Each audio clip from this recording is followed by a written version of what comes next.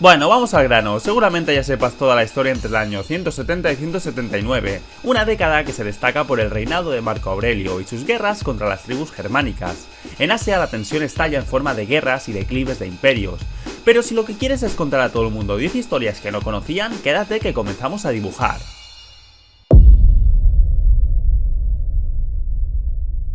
En el año 170, el tranquilo paisaje del norte de Italia se vio destrozado. Las tribus suevias, conocidas como los marcomanos, decidieron que era hora de expandir sus territorios. Cruzaron el poderoso Danubio, un río que había servido durante mucho tiempo como barrera natural para el imperio. Los marcomanos eran una confederación de tribus germánicas, no eran solo los típicos invasores. Eran como una fuerza de la naturaleza que barría la tierra y contaba con aproximadamente 100.000 guerreros. Por otro lado, los romanos, amos del mundo conocido, fueron sorprendidos. Sus legiones, apenas con 20.000 hombres, estaban estacionadas cerca de Carnuto en Panonia, actual Austria, y lejos del peligro inminente. El resultado fue un desastre. El ejército romano, conocido por su disciplina y estrategia, fue diezmado. El asalto de los marcomanos fue implacable, dejando a los romanos sin posibilidad de victoria. Esta derrota marcó un golpe significativo para el imperio. Las invasiones de los marcomanos sirvió como una llamada de atención que condujo a una serie de reformas en el ejército romano porque hasta los más poderosos pueden caer. ¿Y qué consecuencias tuvo? Bueno, pues un paisaje cambiado. Los marcomanos no solo invadieron, sino que se asentaron, con lo que la cultura y la demografía del norte de Italia cambió.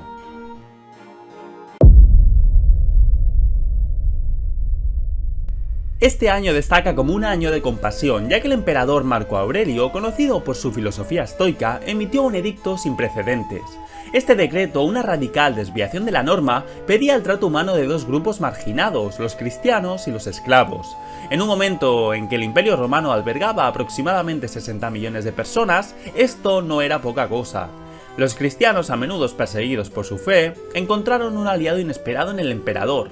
El edicto no solo les ofreció protección, sino que reconoció su humanidad, un cambio significativo en la actitud del imperio. Los esclavos, por su parte, también fueron beneficiados con este edicto. Las estimaciones sugieren que hasta el 40% de la población de Roma era esclava. El decreto de Marco Aurelio fue un paso hacia el reconocimiento de sus derechos y dignidad.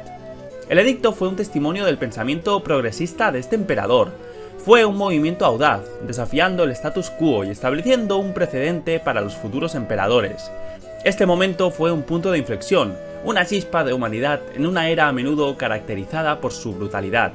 Fue un paso hacia una sociedad más inclusiva, una sociedad que valoraba a todos sus miembros.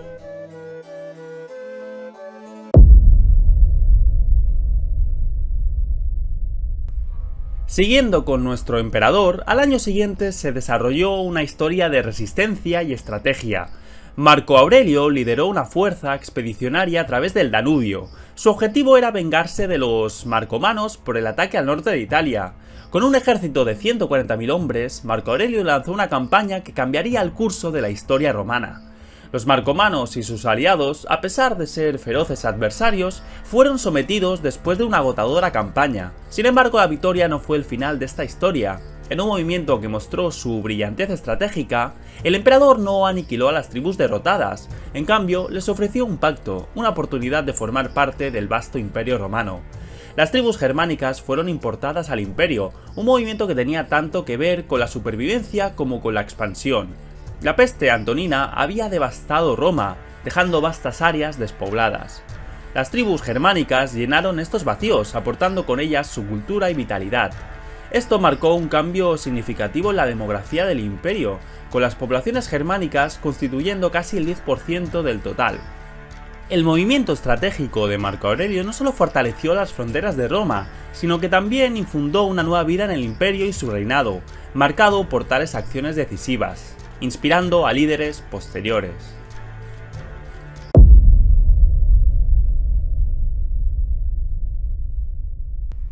En el corazón de Manchuria se desarrolló la batalla de Wawon, un enfrentamiento entre las fuerzas del comandante Chuan-Tu de la dinastía Han y el reino de Goguryeo. Esta batalla, un momento crucial en la historia asiática, fue liderada por el genio estratégico Myeongnim Dapbu. El escenario fue establecido en el 26 año del reinado del rey Sindae, el octavo gobernante de Goguryeo. Dabu, el orquestador del primer golpe de estado militar exitoso en la historia de Goguryeo, tenía las riendas del poder.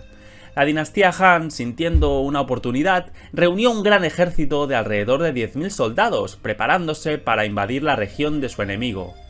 En el año 169, el gobernador de Chuantu, Gengli, ya había invadido Goguryeo, ya que lo tenía justamente debajo, causando bajas significativas. Sin embargo, 3 años más tarde, en el 172, Genglin lideró otra campaña militar contra Goguryeo que resultaría ser un grave error. Dabu se preparó para la invasión, saboteando los pozos locales y asegurando que la tierra circundante no pudiera proporcionar suministro de alimentos a las fuerzas enemigas. Se hizo un foso y se establecieron muchas líneas de defensa fuera de la capital. Después de días de asedio, el ejército Han, exhausto y hambriento, comenzó a retirarse. Aprovechando el momento, Dabu emboscó al ejército en retirada, asegurando una victoria decisiva para su reino. Esta batalla, aunque no registrada en los libros de la dinastía o en los registros de los 3 reinos, es un testimonio de la brillantez estratégica de Dabu y un punto de inflexión en la historia de Goguryeo.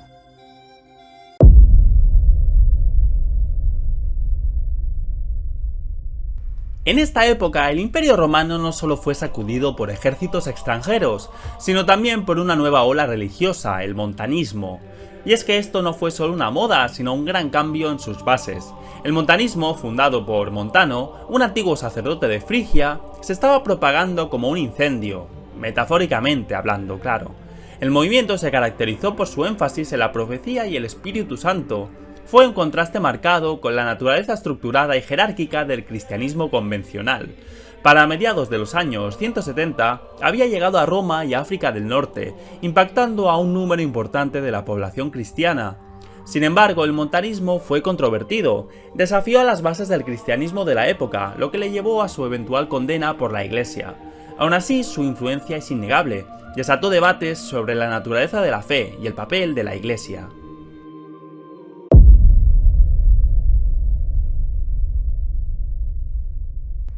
En plena década se estaba gestando una lucha de poder en la corte real de China. Los eruditos confucianos, la élite intelectual, se esforzaba por consolidar su influencia.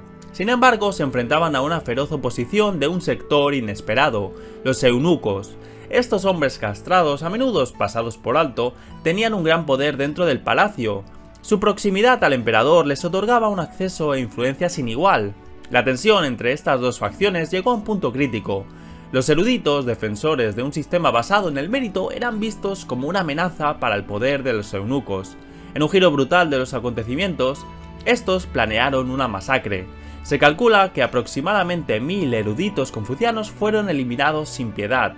Este evento causó un maremoto a través del imperio.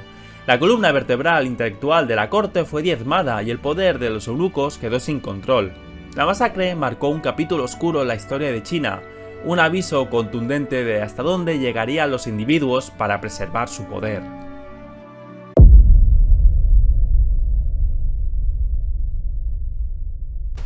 Estamos en el 27 de noviembre del año 176, en Roma, una metrópoli bulliciosa en el corazón del imperio, todo bajo la mirada atenta de Marco Aurelio.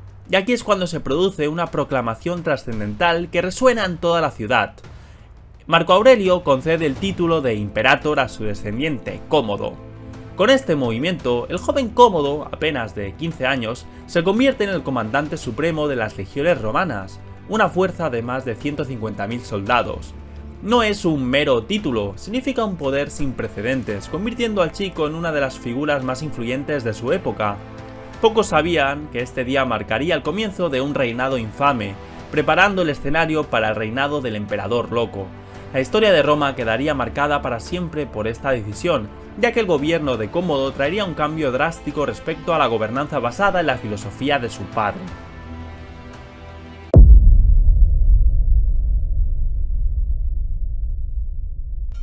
Ya hemos hablado varias veces del Imperio Kushan en este canal, un importante imperio de estos siglos, pero ahora toca hablar de su decadencia. Vamos a sumergirnos en el corazón de Asia, donde el poderoso imperio comenzó a desmoronarse. El imperio en su apogeo se extendía desde Asia Central hasta el norte de la India, pero en los años 170 la gloria del imperio comenzó a desvanecerse. El declive fue gradual, pero implacable. El imperio, que una vez albergó a más de 28 millones de personas, comenzó a fracturarse. Mientras tanto, un nuevo poder estaba surgiendo en el oeste, los sasánidas, originarios de Persia. Estos estaban listos para llenar el vacío de poder. Los sasánidas, con su robusto ejército y destreza estratégica, comenzaron a tomar el control de Asia Central, marcando un cambio significativo en la dinámica de poder de la región. El declive del Imperio Kushán y el auge de los sasánidas prepararon el escenario para una nueva era. El cambio de poder tuvo profundas implicaciones. El paisaje cultural y político de la región cambió para siempre.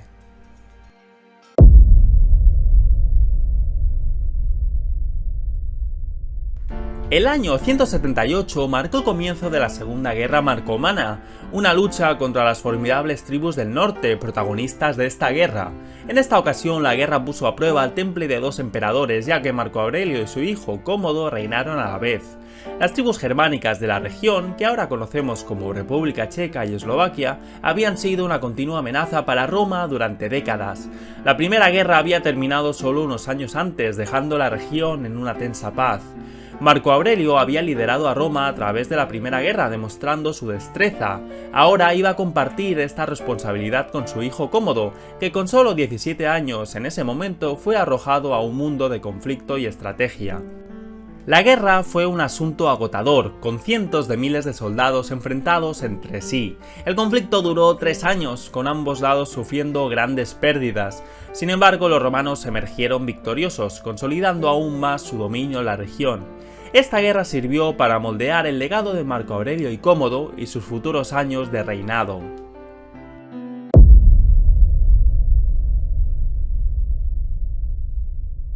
Acabamos con el fascinante mundo de la matemática china y descubrimos los misterios del libro Los 9 capítulos sobre arte matemático, un tesoro de sabiduría matemática que fue compilado por varias generaciones de escribas entre los siglos X y II a.C., aunque su última referencia la encontramos en esta década.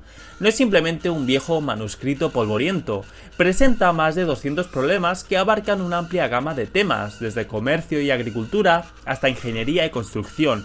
Todo un paraíso para los fanáticos de las matemáticas. Y pensarás que se detiene solo en la teoría, pero no, estos métodos se emplean prácticamente en tareas como calcular superficies y volúmenes, diseñar elaborados sistemas de irrigación e incluso predecir eventos astronómicos. Esta joya de libro no era solo para la élite académica, las ecuaciones se presentan como escenarios del mundo real fáciles de entender, lo que lo convierte en una guía amigable para el ciudadano común de la dinastía. ¿Y sabías que los 9 capítulos influyeron significativamente en la educación matemática en el este de Asia durante casi 2000 años? Desde la dinastía Tang hasta hoy, innumerables estudiantes, académicos e ingenieros han encontrado inspiración en esta obra maestra.